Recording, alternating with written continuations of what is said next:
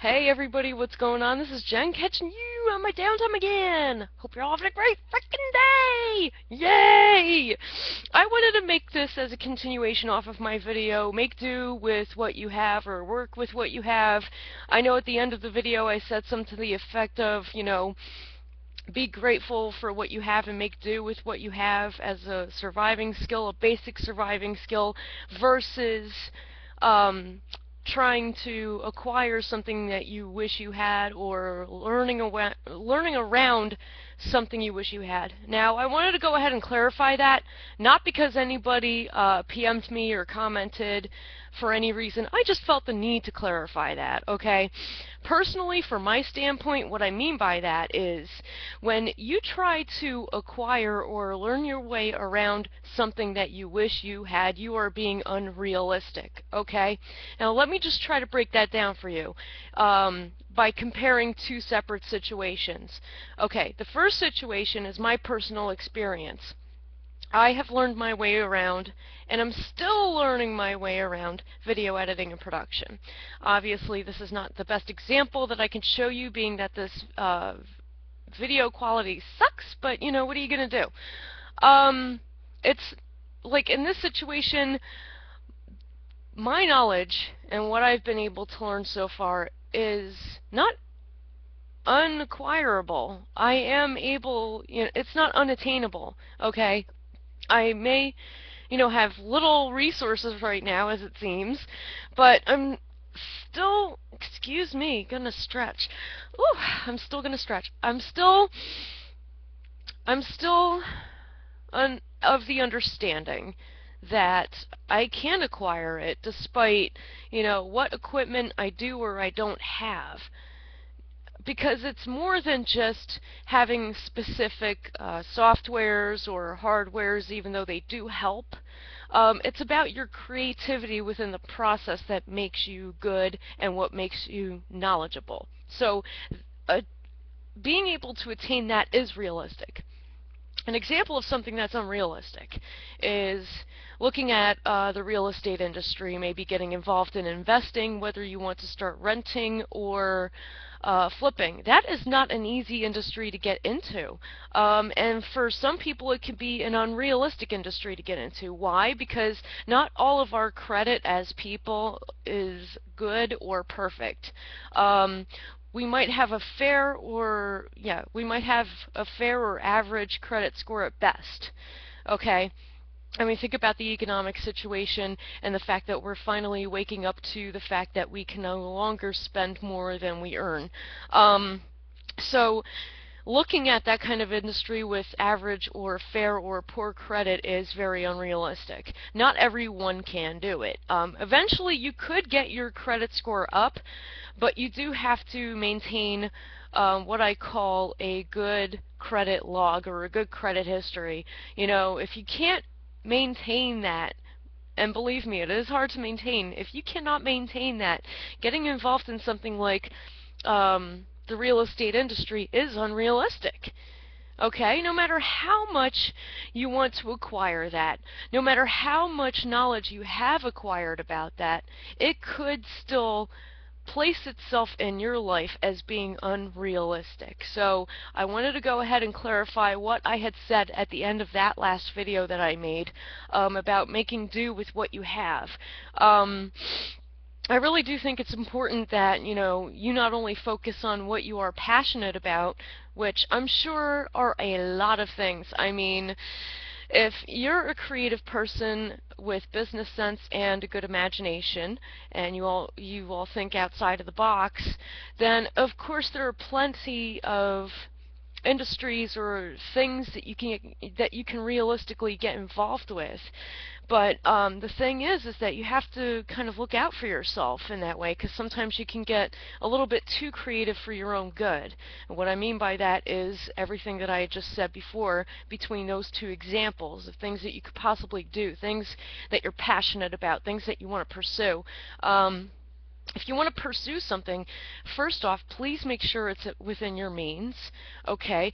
If you're going to get involved in video editing and production and you don't necessarily have all of that, expensive and fancy software and hardware to work with and equipment, then that's okay. At least you could still consider yourself an amateur video maker. Okay, at least you're starting somewhere. So it's not unrealistic to pursue something like that and to be passionate about something like that. That is always going to be attainable for everybody on any level. Of course, in my personal situation, I do, I am involved with that kind of art in that field because I love it. I really do. I love it. But I also have a job, a part-time job on the side, which helps me because in this way, as somebody who is an amateur video creator, I don't get paid a lot when I do get clients. And it's kind of hard to maintain a client base when you have to work a part-time job to support yourself. So what I did personally is I just left everything up to being sponsored, whether it's through creating video, creating audio, whether I'm live streaming or I'm catching things live on camera and just uploading them, kind of like a journalist type of approach. It's all amateur work, but it's still something that is worthy of being sponsored, in my opinion, because I believe that alternative and creative media is the best media, and people, more people than ever are seeking it out. So it is a good field to get involved in, even as an amateur, and it is realistic to attain. Okay, if you have a good message to put across to people, they will listen to you. You don't necessarily have to be trendy or fashionable about it. You could just put across what you're interested in covering. I mean, obviously, anything that you're going to cover is going to be a current topic or a current way of life. So automatically, because of that, your content type is always going to be interesting, if not trendy. It doesn't have to be trendy in order to, in order to stay afloat or sail. You know what I mean? Like, people will watch you or read about you, read your articles, watch your podcasts, as long as you give a shit. As long as you give a shit, because if you stop giving a shit about the people that are watching you, that are reading your stuff, that are getting involved with your work, then they're going to stop giving a shit about you, which automatically goes back to what I said. When you're attaining something that is realistic, a realistic passion, of course you're going to care about it. Seriously. If you are passionate about it, of course you're going to care about it. And, you're going to keep creating your content, and people are going to catch on to what you're doing, and they're going to start caring about it too, because you're creating that passion. You're creating a passion for it. You know what I mean? That's kind of where I'm coming from. So I just wanted to go ahead and clarify that last bit of that video that I posted, make do with what you have, because I do believe a statement such as that and as bold as that does deserve clarification. So thank you guys for watching that. I'm just here sipping on my Monster drink. It's an energy drink because I'm gonna really get into some work. I've been doing a little bit of work today while socializing on Facebook, going at the back and forth with people, which is kind of cool. The small tasks, if I could speak right, that I've been doing are partaking in online survey panels and things of that nature. That's one thing that I do enjoy doing, and that I've been doing since 2006, literally. It's a good way to express your opinion, to be able to test out products, to give your feedback, and to really shape the marketplace.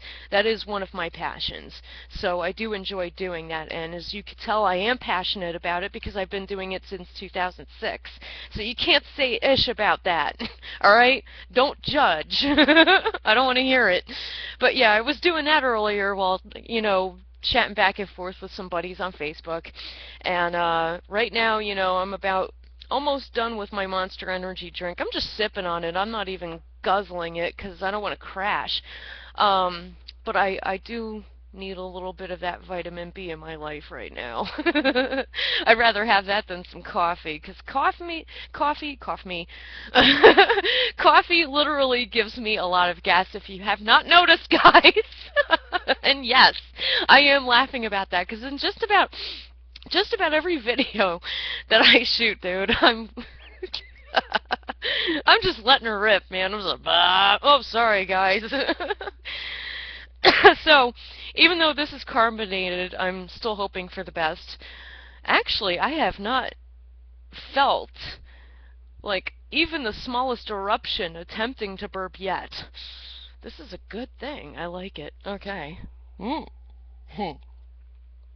Yeah, I thought I'd go ahead and say something about that, because I have noticed that when I'm vlogging, and I honestly want to stop doing that because that really annoys the ever-loving crap out of me. Like, okay, personally, I don't give a rat's ass.